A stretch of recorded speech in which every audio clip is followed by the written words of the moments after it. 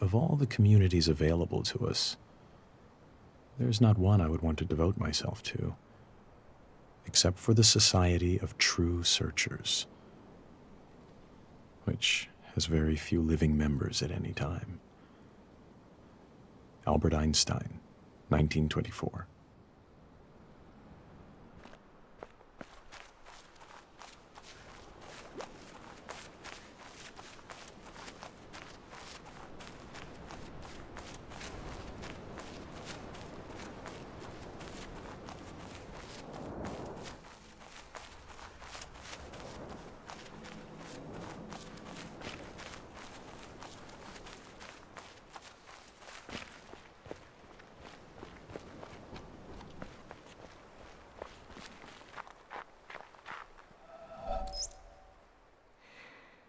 Through many births, I have wandered on and on, searching for, but never finding, the builder of this house.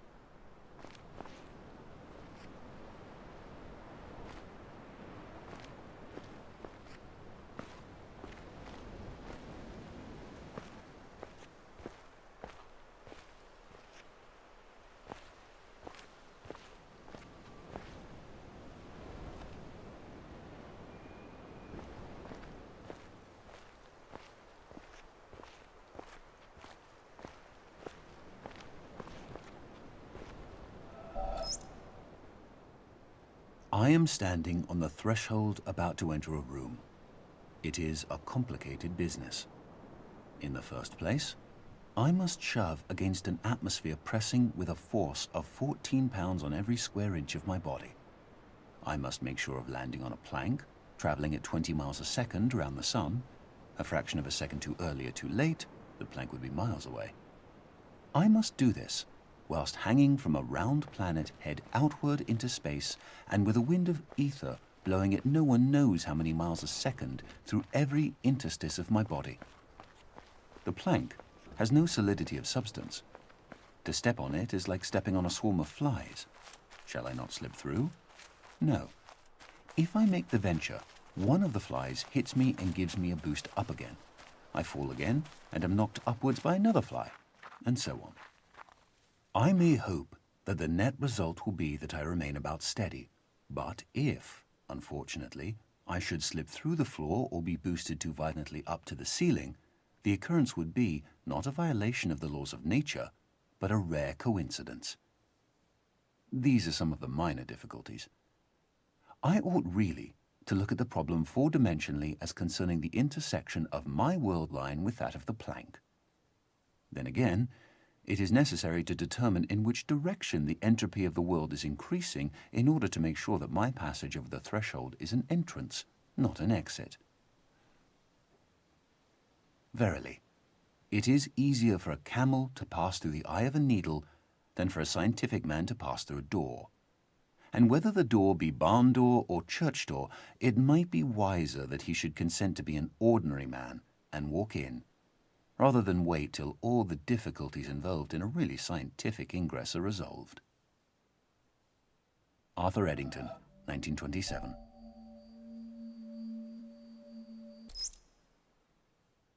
The physicist Wolfgang Pauli once spoke of two limiting conceptions, both of which have been extraordinarily fruitful in the history of human thought, although no genuine reality corresponds to them. At one extreme is the idea of an objective world, pursuing its regular course in space and time independently of any kind of observing subject. This has been the guiding image of modern science.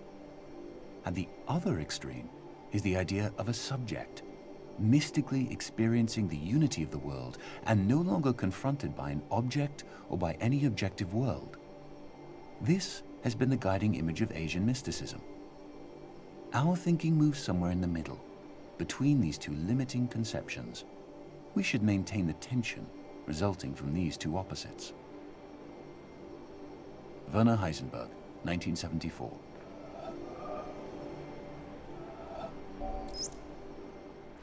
Formerly, you appeared to me, O Lord, as invisible by every creature because you are a hidden, infinite God. Infinity, however, is incomprehensible by every means of comprehending. Later, you appeared to me as visible by all. For a thing exists only as you see it, and it would not actually exist unless it saw you. For your vision confers being, since your vision is your essence. Thus, my God, you are equally invisible and visible. As you are invisible, as the creature is, which exists only insofar as the creature sees you, you are visible. You, therefore, my invisible God, are seen by all, and in all sight you are seen by everyone who sees. You who are invisible, who are both absolute from everything visible and infinitely super-exalted, are seen in every visible thing and in every act of vision. Therefore, I must leap across this wall of invisible vision to where you are to be found. But this wall is both everything and nothing.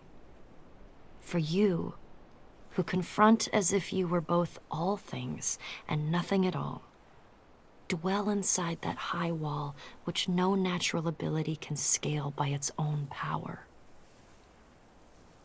Nicholas of Cusa, 1453. One nature, perfect and pervading, circulates in all natures. One reality, all-comprehensive, contains within itself all realities. The one moon reflects itself wherever there is a sheet of water, and all the moons and the waters are embraced within the one moon. The absolute of all the Buddhas enters into my own being, and my own being is found in union with theirs. The inner light is beyond praise and blame. Like space, it knows no boundaries. Yet it is even here, within us, ever retaining its serenity and fullness. It is only when you hunt for it that you lose it. You cannot take hold of it, but equally you cannot get rid of it. And while you can do neither, it goes on its own way. You remain silent, and it speaks. You speak, and it is dumb. The great gate of charity is wide open, with no obstacles before it. Yangcha Tashi, circa 700. I maintain that the cosmic religious feeling is the strongest and noblest motive for scientific research. Only those who realize the immense efforts and, above all, the devotion without which pioneer work in theoretical science cannot be achieved are able to grasp the strength of the emotion out of which alone such work, remote as it is from the immediate realities of life, can issue. What a deep conviction of the rationality of the universe, and what a yearning to understand, were it but a feeble reflection of the mind revealed in this world, Kepler and Newton must have had to enable them to spend years of solitary labor in disentangling the principles of celestial mechanics. Those whose acquaintance with scientific research is derived chiefly from its practical results easily develop a completely false notion of the mentality of the men who, surrounded by a skeptical world, have shown the way to kindred spirits scattered wide through the world and through the centuries. Only one who has devoted his life to similar ends can have a vivid realization of what has inspired these men and given them the strength to remain true to their purpose, in spite of countless failures.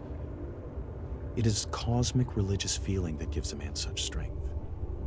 A contemporary has said, not unjustly, that in this materialistic age of ours, the serious scientific workers are the only profoundly religious people. Albert Einstein, 1930.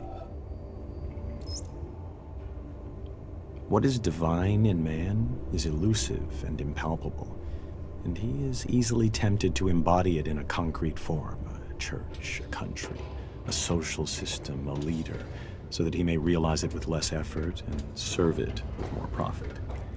Yet, the attempt to externalize the kingdom of heaven in a temporal shape must end in disaster. It cannot be created by charters or constitutions, nor established by arms. Those who seek for it alone will reach it together, and those who seek it in company will perish by themselves.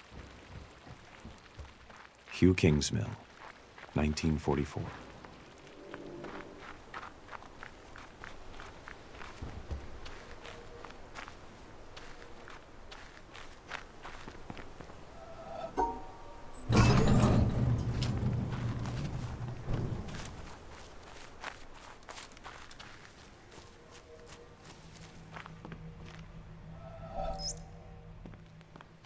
"66 times have these eyes beheld the changing scene of autumn.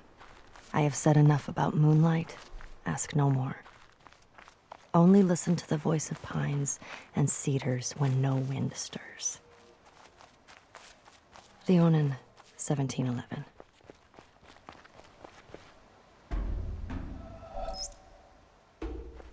In a sense, what modern physics is to the history of Western thought, Zen is to the development of the Eastern worldview, the ultimate refinement of more than 2,000 years of incisive debate, discussion, and critical development. Yet the difference between the two could hardly be more marked. Whereas physics is interested above all in theories, concepts, and formulas, Zen values only the concrete and the simple. Zen wants facts, not in the Western sense of things that are measurable and numerical, which are in fact abstractions, but as living, immediate, and tangible. Its approach to understanding is not to theorize, because it recognizes that previously accumulated ideas and knowledge, in other words, memories of all kinds, block the direct perception of reality. Therefore, Zen adopts an unusual approach. Its buildup involves language, which is unavoidable. Any method, even if it turns out to be an anti-method, has first to convey some background in order to be effective. But the way Zen uses language is always to point beyond language, beyond concepts to the concrete. David Darling, 1996. In the traditional view, a person is free. He is autonomous in the sense that his behavior is uncaused. That view, together with its associated practices, must be re-examined when a scientific analysis reveals unexpected controlling relations between behavior and environment. By questioning the control exercised by autonomous man and demonstrating the control exercised by the environment, a science of behavior also seems to question dignity or worth. A person is responsible for his behavior, not only in the sense that he may be justly blamed or punished when he behaves badly, but also in the sense that he is to be given credit and admired for his achievements. A scientific analysis shifts the credit as well as the blame to the environment, and traditional practices can then no longer be justified. These are sweeping changes, and those who are committed to traditional theories and practices naturally resist them. As the emphasis shifts to the environment, the individual seems to be exposed to a new kind of danger. Who is to construct the controlling environment, and to what end? Autonomous man presumably controls himself in accordance with a built-in set of values. He works for what he finds good. But what will the putative controller find good? And will it be good for those he controls? Answers to questions of this sort are said, of course, to call for value judgments. B.F. Skinner, 1971. I boasted among men that I had known you. They see your pictures in all works of mine. They come and ask me, who is he? I know not how to answer them. I say, indeed, I cannot tell. They blame me, and they go away in scorn. And you sit there, smiling. I put my tales of you into lasting songs. The secret gushes out from my heart. They come and ask me, tell me all your meanings. I know not how to answer them. I say, who knows what they mean? They smile and go away in utter scorn. And you sit there smiling. Rabindranath Tagore, 1910.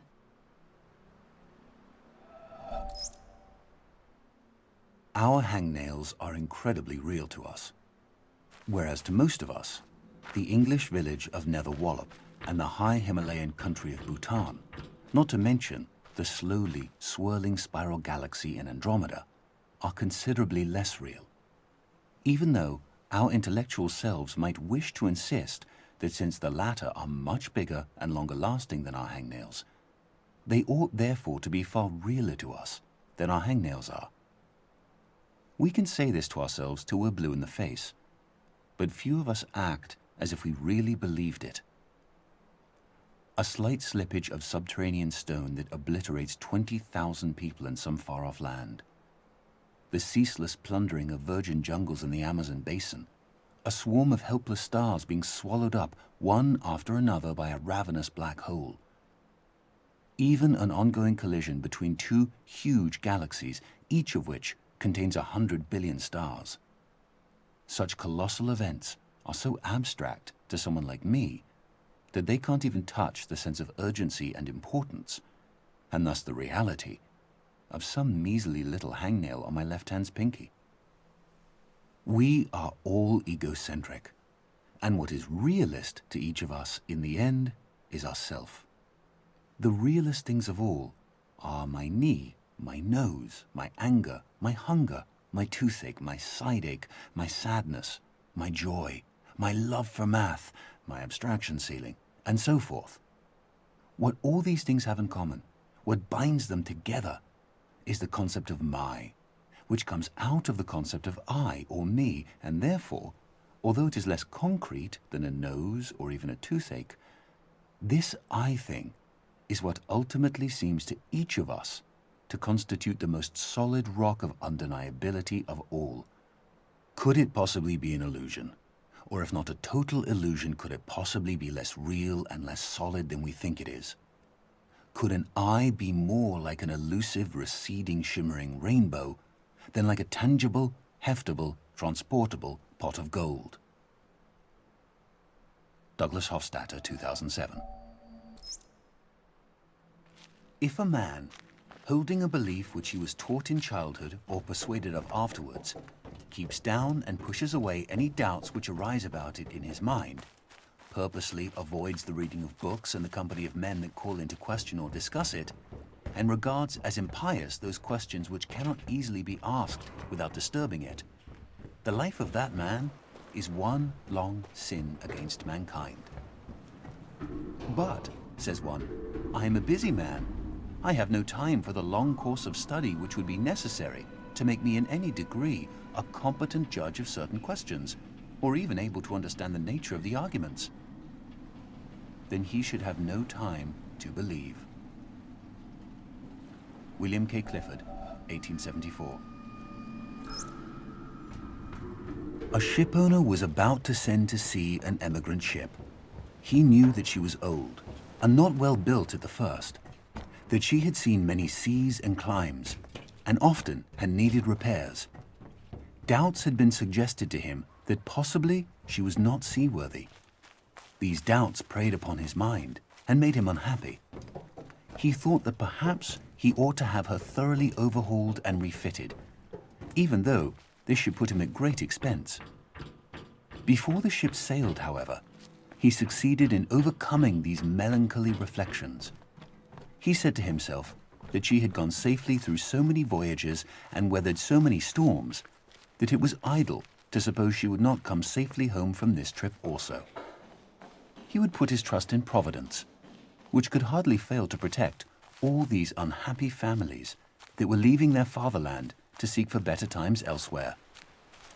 He would dismiss from his mind all ungenerous suspicions about the honesty of builders and contractors. In such ways, he acquired a sincere and comfortable conviction that his vessel was thoroughly safe and seaworthy. He watched her departure with a light heart and benevolent wishes for the success of the exiles in their strange new home that was to be. And he got his insurance money when she went down in mid-ocean and told no tales. What shall we say of him? Surely this, that he was verily guilty of the death of those families. It is admitted that he did sincerely believe in the soundness of his ship, but the sincerity of his conviction can in no wise help him, because he had no right to believe on such evidence as was before him. He had acquired his belief not by honestly earning it in patient investigation, but by stifling his doubts. And although in the end he may have felt so sure about it that he could not think otherwise, yet inasmuch as he had knowingly and willingly worked himself into that frame of mind, he must be held responsible for it. William K. Clifford, 1874. Imagine if all the tumult of the body were to quiet down, along with all our busy thoughts about earth, sea, and air. If the very world should stop, and the mind cease thinking about itself, go beyond itself, and be quite still. If all the fantasies that appear in dreams and imagination should cease, and there be no speech, no sign. Imagine if all things that are perishable grew still. For if we listen, they are saying, we did not make ourselves. He made us who abides forever. Imagine then that they should say this and fall silent, listening to the very voice of him who made them, and not to that of his creation, so that we should hear not his word through the tongues of men, nor the voice of angels, nor the clouds' thunder, nor any symbol, but his very self, which in these things we love, and go beyond ourselves to attain a flash of that eternal wisdom which abides above all things. And imagine if that moment were to go on and on, leaving behind all other sights and sounds but this one vision, which ravishes and absorbs and fixes the beholder in joy, so that the rest of eternal life were like that moment of illumination which leaves us breathless. Would this not be what is bidden in Scripture? Enter thou into the joy of thy Lord. Augustine of Hippo, circa 400. It is a great adventure to contemplate the universe beyond man, to contemplate what it would be like without man, as it was in a great part of its long history and as it is in a great majority of places. When this objective view is finally attained, and the mystery and majesty of matter are fully appreciated, to then turn the objective eye back on man, viewed as matter, to view life as part of this universal mystery of the greatest depth, is to sense an experience which is very rare and very exciting.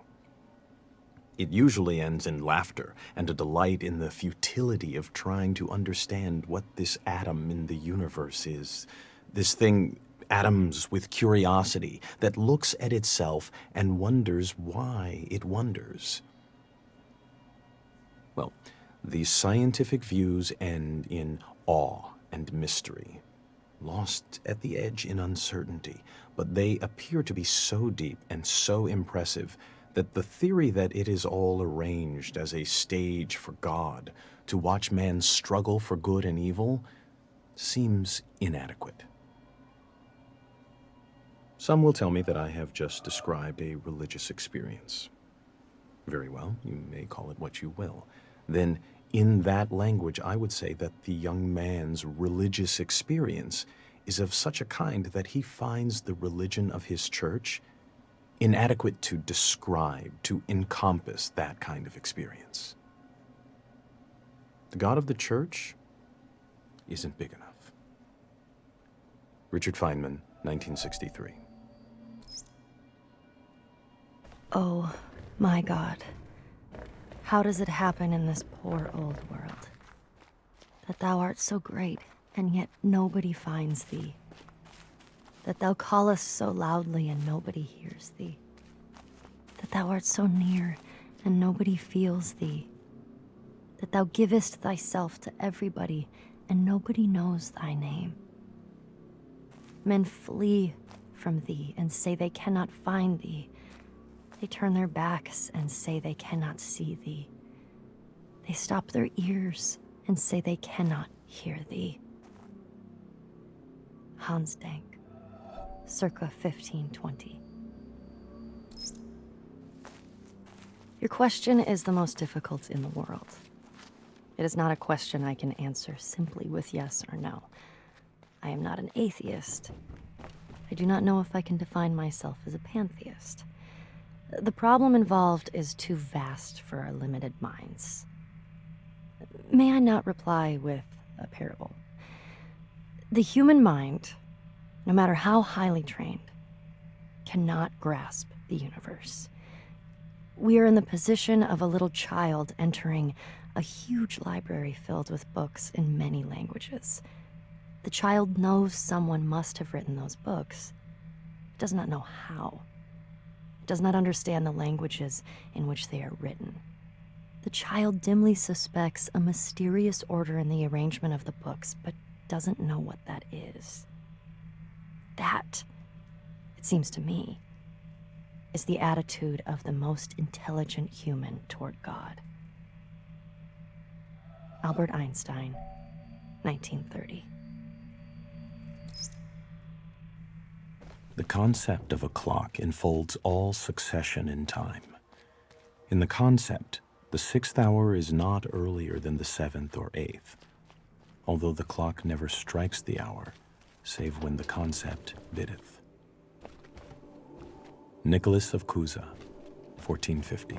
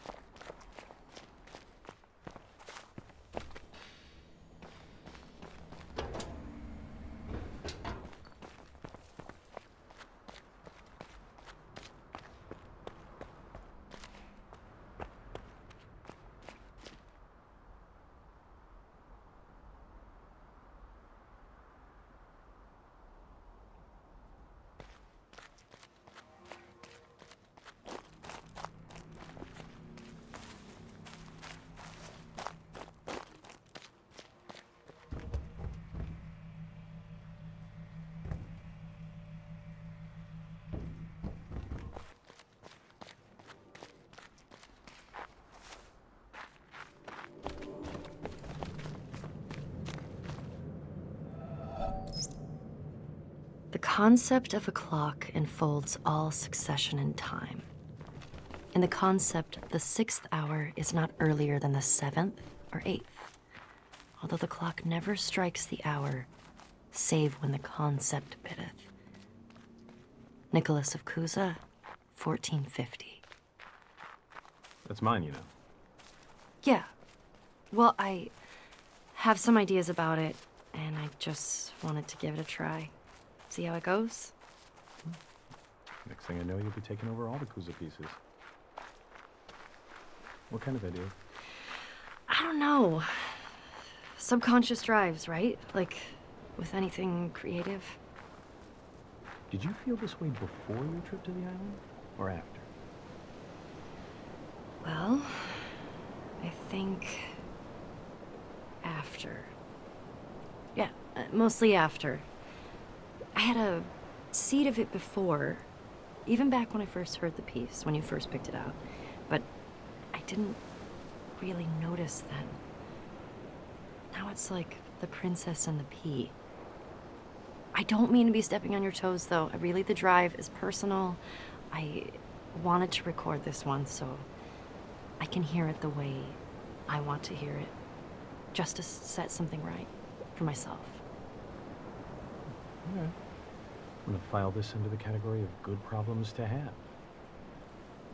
Your attitude to the piece changed or clarified as maybe based on the trip. That means it's working. Something's working, right? Maybe. Back when we started, I would have counted us lucky to ever get this far. But here we are. Record away. I will take my leave. Thanking you for this opportunity to introspect on my aversive feelings. You're welcome.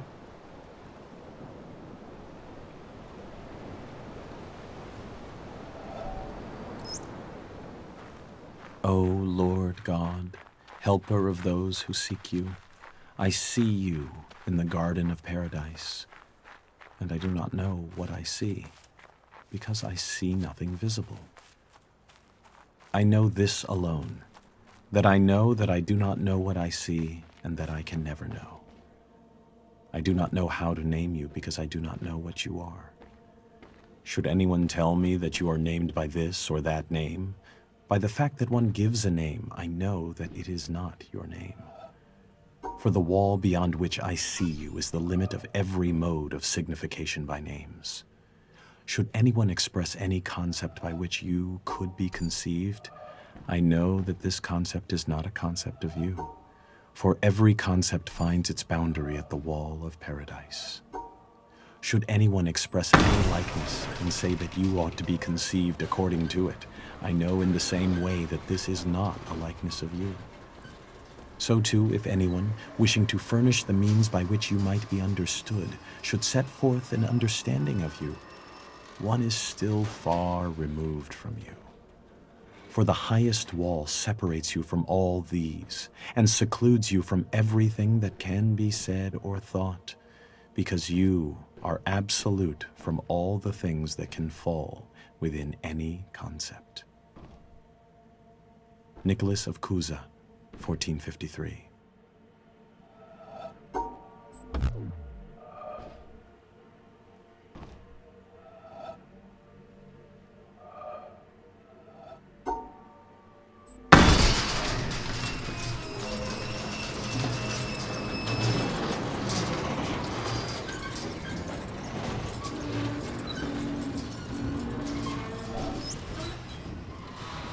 There is nothing in existence but veils hung down. Acts of perception attach themselves only to veils, which leave traces in the owner of the eye that perceives them. Bin Arabi 1231.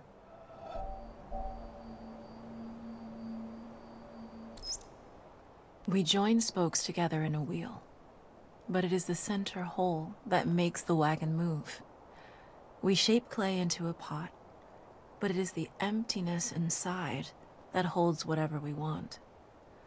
We hammer wood for a house, but it is the inner space that makes it livable. We work with being, but non-being is what we use. Lao Tzu, 6th century BC. The glass is transparent, the wine transparent. The two are similar, the affair confused. There seems to be wine and no glass, or glass and no wine. Sahib bin Abad, circa 990.